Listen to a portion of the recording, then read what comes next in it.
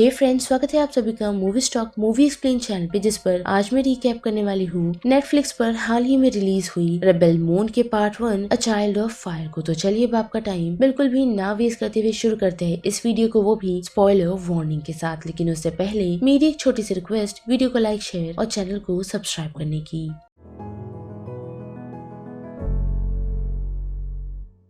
Film की शुरुआत से ही हमें ये बताया जाता है कि इस अंतरिक्ष की दुनिया को मदरवर्ल्ड कहा जाता है, जिसे संभालने का जिम्मा एक राजा और रानी पर था, जो इस रोल को काफी सालों से बाखूबी निभा रहे थे। साथ ही उनकी एक बेटी का जन्म हुआ जिसका नाम उन्होंने ईशा रखा, लेकिन उनकी ही एक सेनापति ने उनकी जगह छीन खुद को रेजेंट घोषित कर दिया। साथ ही उसने शाही परिवार में सभी लोगों को खत्म कर दिया, और इतना ही नहीं, खुद को सेफ रखने के लिए उसने काफी सारे बड़े बड़े योद्धाओं को अपने अंडर रखा हुआ है। जिसके बाद ये कहानी वेल्थ नाम के एक प्लेनेट की तरफ बढ़ती है, जहां हम हमारे लीड कैरेक्टर कोरा को देख सकते हैं, जो अपने गांव में आम से खेती कर रही थी, जहां उसका दोस्त गनर उसे अपने साथ एक जश्न में ले जाता है। जहां पहुंचते ही उसकी मुलाकात उसके फादर से होती है, जो उसे डैन नामक एक लड़के के बारे में बताते हैं। लेकिन कोरा, गनर और डैन दोनों में ही कंफ्यूज है, जिस कारण वो घर जाकर अपने फादर को ये बताती है कि वो इन सारी चीजों के लिए नहीं बनी और वो सिर्फ जंग के लिए बनी है। जिसके दूसरे दिन कोरा नोटिस कर पाती है कि उनकी प्लेनेट की तरफ एक शिप बढ़ रही है, जिसके बारे में वो सभी लोगों को आगाह करती है। और हम देख पाते हैं कि गाँव के मुखिया के साथ उनकी मीटिंग रखी जाती है, जिस मीटिंग में गनर उन लोगों के सामने अपना ओपिनियन रखता है कि हमें उनके साथ ट्रेड एक्सचेंज करना चाहिए, जो उनके लिए एक बिजनेस अपॉर्चुनिटी हो सकता है। लेकिन कोरा इसके अगेंस्ट है और वो उन लोगों को यही बताती है कि वो सैनिक ट्रेड करने के इरादे से यहाँ नहीं आ रहे, बल्कि उन्हें उनका प्लेनेट कैप्चर करना है। साथ ही मौजूदा लोगों को वो इंस्लीव करना चाहते हैं। तो बेहतर यही रहेगा कि हम उन्हें वही ऑफर करें जो उन्होंने सामने से मांगा है, जिसके लिए गांव का मुखिया भी रेडी है। जिसके बाद हम कुछ वॉरशिप को उनकी लैंड पर लैंड होता हुआ देख सकते हैं, जिनमें हम एडमिरल एटिकस नोबल को देख पाते हैं और साथ ही उसके कुछ सोल्जर्स को। और आते ही उन लोगों की मुलाकात गांव के मुखिया से होती है, जो उन लोगों को यहाँ से सीधा मीटिंग रूम की तरफ ले जाता है, जहाँ पहुंचकर एडमिरल एटिकस उसे रिबेल्स के बारे में बताते हैं, जिसे ढूंढकर उन लोगों को खत्म करना है, जिसकी खोज में उन लोगों के पास अनाज नहीं बचा। साथ ही एटिकस उन लोगों के सामने एक पार्टनरशिप रखता है कि फूड की एक्सचेंज में वो उन लोगों को कंपनसेशन भी देगा और साथ ही उनकी वैल्यू ट्रिपल कर भी। जो चीज सुन गनर काफी खुश है, लेकिन बात करी मुखिया की तो वो ये ऑफर से खुश नहीं होते, क्योंकि उन लोगों के पास इतना अनाज नहीं कि वो लोग एटिकस के ट्रूप के साथ बांट सके, क्योंकि उनके लैंड इतना खाना प्रोड्यूस नहीं करती, जो चीज एटिकस को पसंद नहीं आती और उसे मुखिया की बातों पर भरोसा नहीं। और उसी बीच हम गनर को देख पाते हैं, जो उसे इन्फॉर्म करता है कि उन लोगों के पास सरप्लस है। जो चीज जान एटिकस काफी चिढ़ जाता है और चिढ़कर मुखिया की जान ले लेता है, जिससे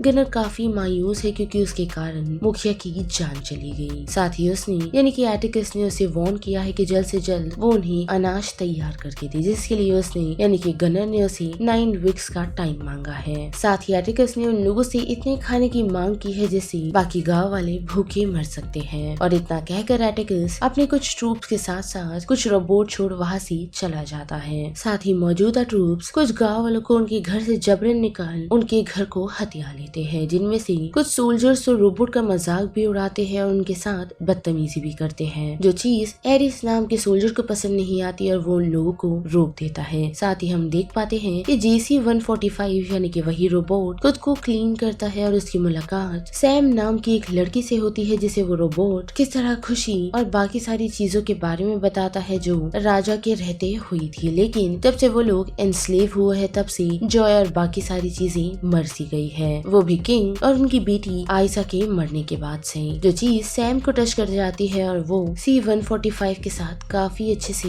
पेश आती है, भले ही वो रोबोट क्यों ना हो। जो चीज उस रोबोट को काफी पसंद आती है। और अब फिर से बड़ी बाकी गाँव वालों की तरफ तो हम देख पाते हैं कि सभी लोग गनर पर गाँव के मुखिया की मौत का इल्जाम लगा रहे हैं, तो वही डैन पॉच उन सभी को रोकता है, यही कहते हुए कि उन्हें एटिकस के सामने उन लोगों को प्रूफ करना है ताकि वो उन सभी की जान जान बख्श दे। लेकिन हम देख पाते हैं कि कोरा इन सारी चीजों से अब थक चुकी है और वो अपने सामान को पैक कर यहाँ से निकलने का डिसाइड करती है, जिसे उसके फादर रोकने की कोशिश करते हैं। लेकिन हम देख पाते हैं कि उसके फादर इसमें सक्सेस नहीं होते और जब कोरा राकी की मदद से वहाँ से निकलने की कोशिश कर रही होती है तो उसी दौरान हम कुछ सोल्जर्स को देख पाते हैं जिन्होंने सैम का एडवांटेज लेने का प्लान बनाया हुआ है और वो लोग उसे जबरदस्ती अपने साथ ले तो जाते हैं, जिनमें से एक सोल्जर एरिस उन लोगों को रोकने की कोशिश करता है लेकिन अनफॉर्चुनेटली वो कामयाब नहीं होता। जिसके बाद हम कमांडर को देख पाते हैं जो सबसे पहला हक अपना सैम पर जताना चाहता है, लेकिन वही बात करें कोरा की तो उसे सैम के चिल्लाने की आवाज आई है जिस कारण वो उन लोगों के पास आ पहुंचती है, जिसे देख सोल्जर उसे अंडर एस्टिमेट करते हैं और साथ ही उसे भी असॉल्ट करने लगते हैं। लेकिन हम देख पाते हैं कि कोरा कोई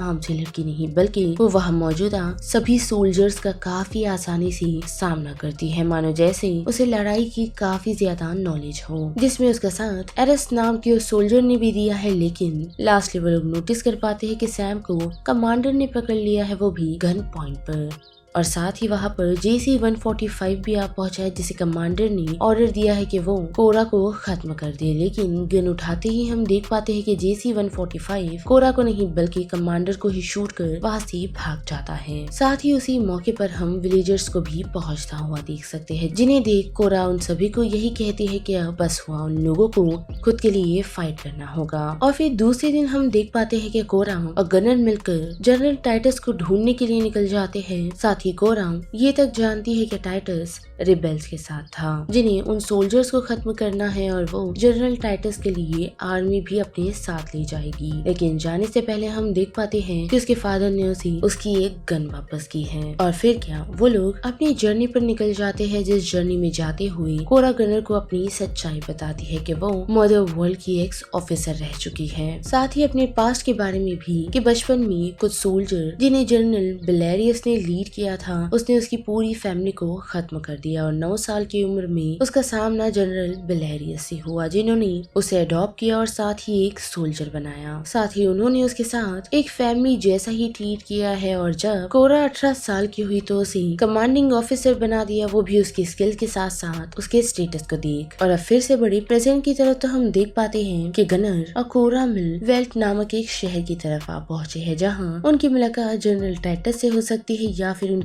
कोई जानकारी मिल सकती है। लेकिन एक लोकल बार में पहुंचते ही वहाँ एक अजीब सा दिखने वाला शख्स गनर को असॉल्ट करने लगता है, जिसे बड़ी ही आसानी से कोरा वहाँ से भगाने में कामयाब होती है। और फिर वहाँ मौजूदा लोगों से जनरल टाइटस के बारे में पूछना शुरू करती है, जिनमें से एक शख्स उन्हें पोलैक में होने की उसकी बात बताता है। लेकिन वहाँ मौजूदा एक शख्स उन लोगों को इस बात के लिए वार्न करता है कि लास्ट टाइम जिसने जनरल टाइटस को ढूंढने की कोशिश की थी वो जिंदा लौटा नहीं। पर उनकी इस बातचीत को डिस्टर्ब करते हुए फिर से वही शख्स आ पहुंचता है जिसने गनर को असॉल्ट करने की कोशिश की थी। लेकिन बड़े ही आसानी से कोरा उन लोगों को डिफीट करने में कामयाब होती है और काई नामक एक शख्स कोरा को बचाने में। साथ ही वो उन लोगों को ये बताता है कि उसने सुना है कि वो लोग पोलक जा रहे हैं, जिसमें वो उन लोगों के वहाँ पहुँचने में मदद कर सकता है। लेकिन जाते वक्त रास्ते में वो लोग नोआ वुडी रोकने का डिसाइड करते हैं ताकि वो लोग एक फाइटर को हायर कर सके। लेकिन वहाँ पहुँच उन लोगों को उस फाइटर के लिए नेगोशिएट करना पड़ता है, क्योंकि काय का दोस्त जिसका नाम हिटमैन है वो फिलहाल तारक का ओनर है, जिससे उसे काफी पैसे लेने हैं, जिस कारण ही तारक उन लोगों के साथ नहीं चल सकता। तो अगर उन लोगों को तारक को अपने साथ ले जाना है तो उससे पहले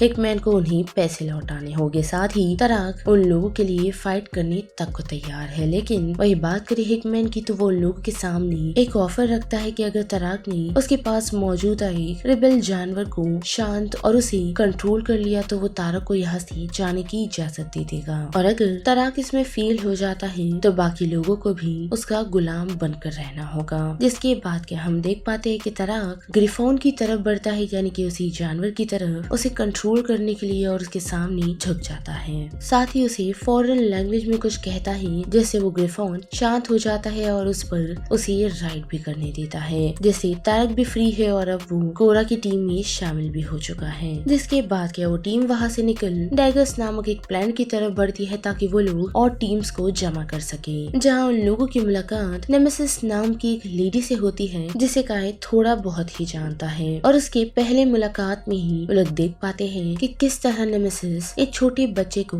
एक स्पाइडर जैसे अजीब से क्रिएचर से बचाती है, साथ ही उन लोगों की टीम में शामिल भी हो जाती है। और फिर क्या, वो लोग सीधा पोलक के लिए निकल पड़ते हैं, जहाँ उन लोगों की मुलाकात जनरल टाइटस से होती है जिनकी हालत काफी खराब है, यानी कि वो नशे में धुत है, जिससे वो लोग सबसे पहले तो जगाते हैं। और उठते ही टाइटस उन लोगों की टीम को ज्वाइन करने से मना कर देता है क्योंकि उसे अभी भी अपने सोल्जर्स को खोने का दुख है। पर हम देख पाते हैं कि कोरा हार नहीं मानती और वो उसे कंटिन्यूसली मनाने लगती है। साथ ही हम देख पाते हैं कि जनरल एटिकस कुछ लोगों को ढूंढ रहा है जिसकी इन्फॉर्मेशन निकालने में भी वो कामयाब होता है। वही बात करें कोरा की तो उसकी मुलाकात किंग लेवेटिका से होती है जो डेया और डेरिन का वेट कर रहे हैं, जिसके पीछे और कोई नहीं बल्कि जनरल एटिकस लगे हुए हैं, जिन दोनों से मिलकर कोरा उन लोगों से सीधा सीधा हेल्प मांगती है ताकि वो जनरल एटिकस के खिलाफ उन लोगों का साथ ले सके। लेकिन पहले तो वो लोग मना कर देते हैं, पर कोरा की बातों से डेरिन कन्विंस हो जाता है और वो अपनी बहन को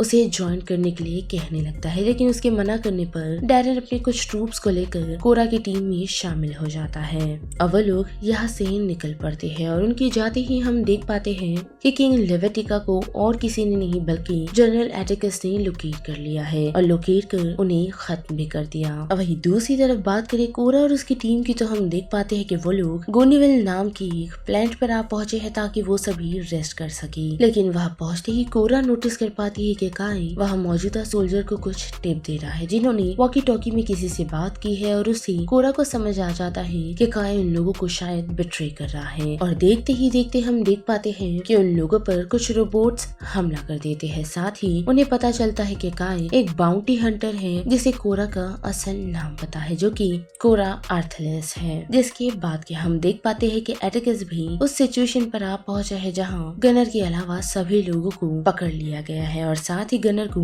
ये अपॉर्चुनिटी दी गई है कि वो कोरा को खत्म करे, जिसके लिए वो गन तो उठाता है लेकिन उसे खत्म नहीं करता बल्कि काय को खत्म कर देता है और कोरा को उसकी कैद से आजाद करता है। जिसके बाद के हमें एक फाइटिंग सीक्वेंस देखने को मिलता है, वो भी एटिकस और कोरा की टीम के बीच। लेकिन वॉरशिप लोगों के सामने एक काफी बड़ा खतरा पेश हो रही थी जिस कारण डेरियन उसके पायलट को टारगेट करता है जिसे वो खत्म करने में कामयाब होता है। लेकिन अनफॉर्चुनेटली उसका पायलट उसे शूट कर देता है जिस कारण डेरियन की भी मौत हो जाती है। और जब सभी टीम एक दूसरे का सामना करने में बिजी थी तो हम देख पाते हैं कि कोरा अपॉर्चुनिटी देखते हुए सीधा एटिकस के पास आ पहुंचती है जिसका सामना करने की वो कोशिश करती है क्योंकि एटिकस उसके सामने काफी ही स्ट्रॉन्ग अपोनेंट है जो उसे काफी पीटता है, लेकिन वो उसे ओवर पावर करने में कामयाब होती है, वो भी उसी की केन की मदद से, जिसके साथ साथ वो उसे ऊंचाई से नीचे भी फेंक देती है जिस कारण एटिकस की फाइनली डेथ हो जाती है। जिसके बाद हम देख पाते हैं कि बचे हुए ट्रूप्स फिर से कोरा के गांव लौटा पहुंचते हैं। लेकिन वही दूसरी तरफ हम देख पाते हैं कि एटिकस के कॉर्प्स को यानी कि उसकी बॉडी को